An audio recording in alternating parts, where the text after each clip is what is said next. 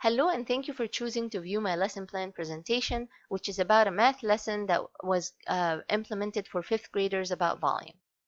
These are the standards that were being addressed. The students were supposed to understand and measure volume and use it to solve real-life word problems. The first tool that I used was Google Classroom, and I used it as a classroom portal where I shared with them materials and resources. This is an example of a lesson that I created, and these are the directions for the activities, and these are some resources that I shared with them. Since Google Classroom syncs automatically with Google Drive, I was able to use Google Drive to create assignments using docs, spreadsheet, drawing, and forms, and share those assignments with the students on the Google Classroom. Then the students were able to complete all the assignments online. The students used this spreadsheet, for example, to record their findings after they completed an exploration activity about volume. They also used this Google Docs to document their representations after they used an online simulation to find out the relationship between volume and multiplication. They also used Google Drawing to build rectangular prisms with a volume of 24. And I used Google Forms to create a volume quiz to assess them. Students also used Wikispaces to post their products. Some chose to use physical manipulatives, so they posted a picture of their work. Others chose to include a link with the Google drawing that they created. All students were expected to explain their answers and to justify whether or not they were able to find the maximum number of prisms with a volume of 24. Hence, this activity promoted higher order thinking skills since students were able to build, explain, and justify their answers.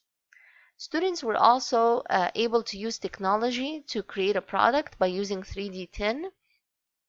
They used this Chrome app to design 3 toy boxes to solve a real-life word problem. After they created the designs, they were supposed to explain which design would work best for solving the problem, and they posted their answers on Padlets.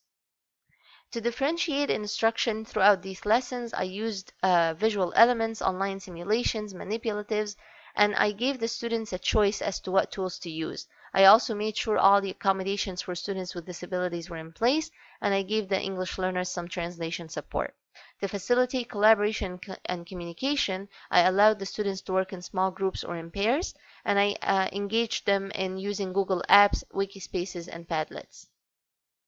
To ensure equitable access, I allowed all students to use Chromebooks to access the internet, and I made sure all students, regardless of their backgrounds, were able to engage in higher order thinking activities.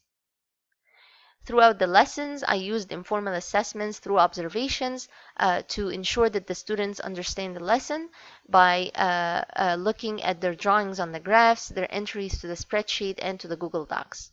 I also used formal assessments by using a checklist to evaluate the wiki entries, by looking at the volume quiz results, and by using a checklist to evaluate the Padlet posts.